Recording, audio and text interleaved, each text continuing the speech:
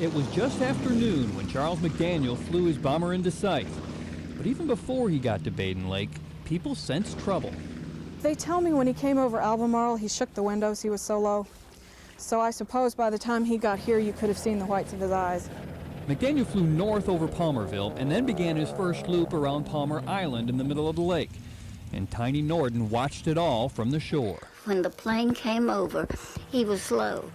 So slow that when his right wing dipped, it hit the water.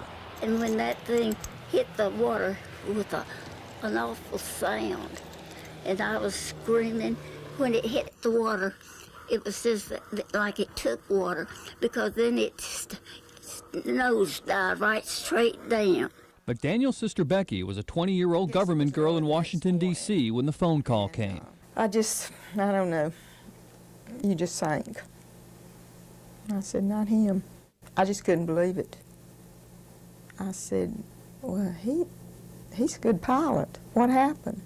They said, all they knew, he just crashed. Now, 55 years later, Wendy Coble plans to solve the mystery of what happened. Reports say that he was hot dogging over this lake. There's reason to believe, however, that he probably was not. One reason is because he knew this area, and if he had engine trouble, as I suspect he might have had, then he would have come in through here knowing that there's nowhere to land except on the lake. If he could pancake on the lake, he had a chance of getting out. But proving that's what happened won't be easy. Coble will lead a team of divers into waters so murky they won't be able to see the hands in front of their faces. Charles Martin McDaniel, right here. But for Wendy Coble, the idea of shining the light of truth on what happened to McDaniel that day is more than just another archaeological dive. It's a favor to a friend she never met. Yeah, I think we would have gotten along real well. Just like Charles and his sister Becky did. As cranes stand watch over her brother's grave, she stands watch over his memory.